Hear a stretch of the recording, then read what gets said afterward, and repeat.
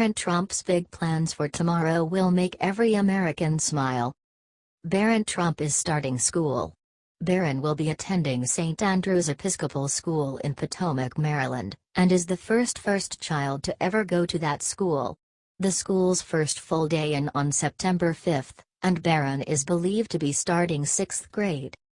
Before starting at St. Andrew's, Barron had attended Columbia Grammar and Preparatory School on the Upper West Side of Manhattan while he lived in New York.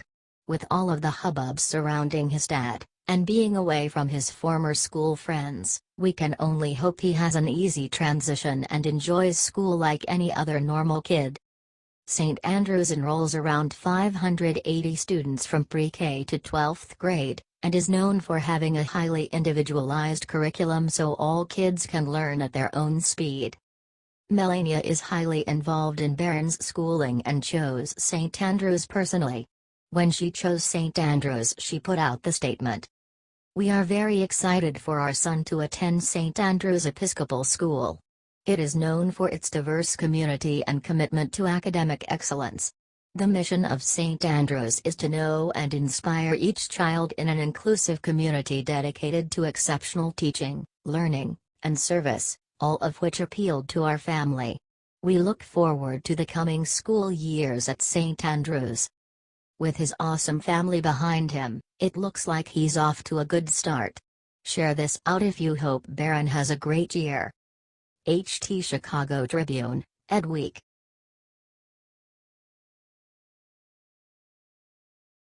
Right after speaking to astronaut, Trump says 4 words that shocked the media to their core. Astronauts Peggy Whitson and Jack Fisher came back to Earth from the International Space Station this weekend. President Trump got to speak to them and congratulate them for their incredible accomplishments while in space, The Hill reports. The White House readout of the president's call to the astronauts is as follows. "They make us all very proud. Exploration has always been at the core of who we are as Americans, and their brave contributions to human spaceflight have continued that great tradition. But here's the best part. The president personally called out Peggy Whitson, who set a U.S. record for longest consecutive days in space at 665 days.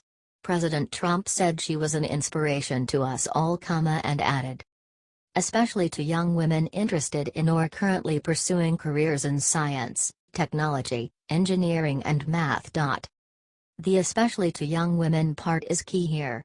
The media and the left in general are always going on about how President Trump hates women or thinks they are less than men. But that couldn't be further from the truth. As this quote shows, the president is proud of the incredible women scientists in this country and he wants to encourage even more. The media definitely isn't going to advertise this one though, so share it loud and proud, patriots. HT The Hill.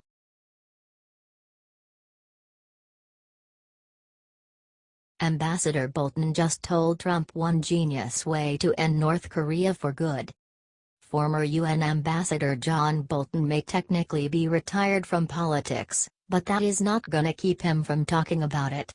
He has one piece of advice for President Trump that he thinks is the only way left to win in Korea. Bolton said it's high time we help South Korea conquer North Korea and end the Korean War. The former UN ambassador sure as heck did not mince his words when he went on Fox's Sunday Morning Futures and said, "The only diplomatic option left is to end the North Korean regime by effectively having the South take it over." When the stand-in host tried to argue with Bolton that his solution was not really diplomatic, he fired back. "Well, that is their problem, not ours. Because anybody who thinks more diplomacy with North Korea, more sanctions, whether against North Korea, or an effort to apply sanctions against China, is just giving North Korea more time to increase its nuclear arsenal, increase its ballistic missile capability, increase the accuracy of its guidance systems and put us, South Korea, and Japan in more jeopardy.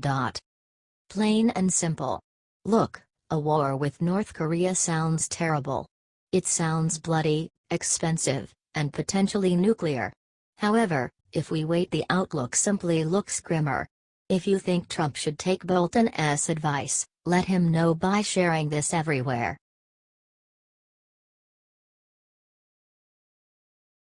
Not again. Hurricane Irma could destroy this state worse than what hit Texas. Another massive hurricane is brewing, just after Hurricane Harvey wreaked so much havoc and devastation on Texas and Louisiana. This one is named Irma, and Florida is in trouble. Governor Rick Scott has declared a state of emergency for every single county in his state. Hurricane Irma is now coming in as a Category 4 storm. His order states, Hurricane Irma poses a severe threat to the entire state of Florida, and requires that timely precautions are taken to protect the communities, critical infrastructure, and general welfare of this state, the order states. Here's what she looks like now. Courtesy of Fox News via YouTube.com. While she's expected to go up the East Coast, there's a small chance she could move into the Gulf of Mexico, where Harvey just left. While I hate to see a hurricane of that magnitude hit anywhere, it would be so awful if another went into the Gulf so soon after Harvey. I hope you will share this out everywhere, to warn those in the path of Irma to get out of her path sooner rather than later. We've already seen enough lives lost from one tragic hurricane this year. Please share and comment. Be safe. H.T. The Hill.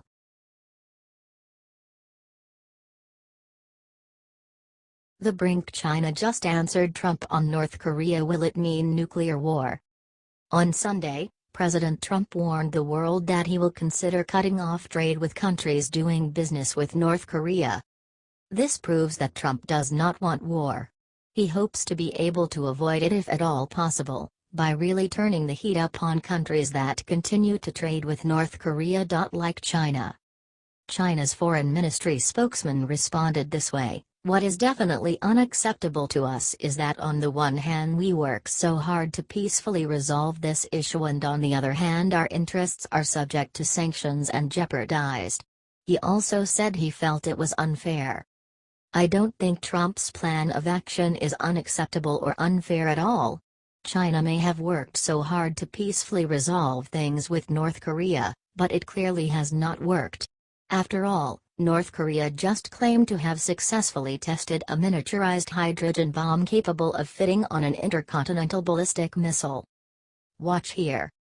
Courtesy of CBS News via YouTube.com. This is no joke, y'all. This madman in North Korea must be stopped, and China holds the cards to stopping them without war. Trump must keep up the pressure on China. If you agree, please help Trump by commenting "Stay on China" and share to gather support from everywhere. H.T. The Hill.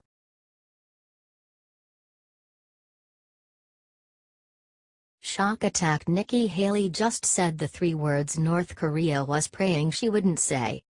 U.S. Ambassador to the UN Nikki Haley urged the UN to exhaust all diplomatic actions for North Korea before it is too late at an emergency meeting of the UN Security Council on Monday. The talks come in wake of North Korea's 6th nuclear test over the weekend. Pyongyang claims that the test was of an advanced hydrogen bomb, which could be used on long-range missiles. Haley pointed out decades of diplomatic failures in North Korea, saying that enough is enough. 24 years of half measures and failed talks is enough. President Trump tweeted that stopping trade with all of North Korea's trading partners is an option he is considering. That would include China. Haley backed up the president's threat, saying, "The U.S. will look at every country that does business with North Korea as giving aid." Haley said that North Korea seems to be begging for war and noted that although the U.S. does not want war, our country's patience is not unlimited. Nikki Haley is not playing games, and she is making sure the entire international community knows she means business in North Korea. We are lucky to have such a strong and forceful woman representing the U.S. on the world stage. Share this out if you support Nikki Haley. H.T. The Independent.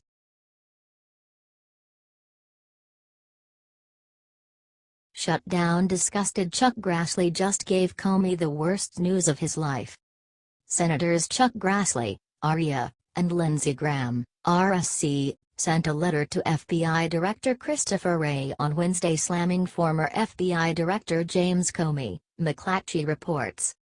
Grassley and Graham allege that Comey had written his statement exonerating Hillary Clinton of wrongdoing in her email investigation before the FBI had even interviewed several key witnesses. That's right, folks. Comey didn't even bother collecting all the facts before clearing Hillary.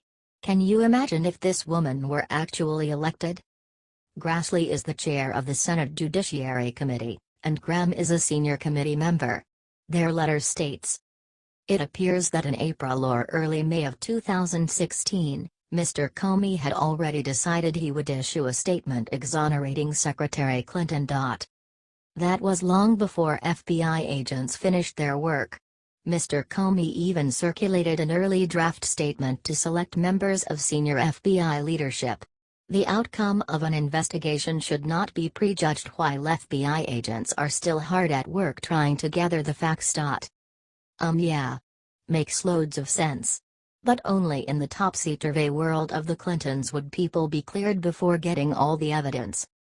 Grassley and Graham noted that as many as 17 key witnesses, including former Secretary Clinton and several of her closest aides, had not been interviewed by the time Comey started writing his draft. Luckily, with the Senate Judiciary Committee on the case, the truth seems to be finally catching up to her and Comey. H.T. McClatchy.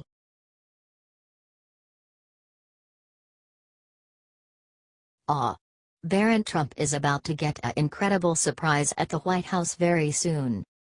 3 portraits are on their way to the White House: a painting of President Trump, First Lady Melania Trump, and a very special portrait of President Trump hugging his youngest son, Barron. The portraits were a gift from Barry Wingard, an artist and Trump supporter. Wingard contacted Congressman Mike Kelly, who helped get the paintings delivered to the White House. Originally only the 2 paintings of Melania and President Trump were planned, but when Rep.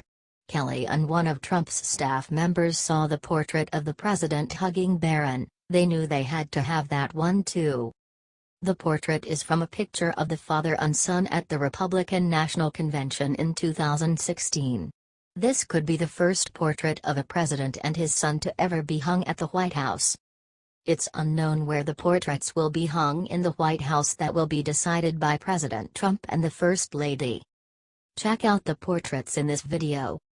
This painting is so sweet, and something the father and son will surely cherish the rest of their lives. Love the First Family? Share this loud and proud, patriots. HTTMZ.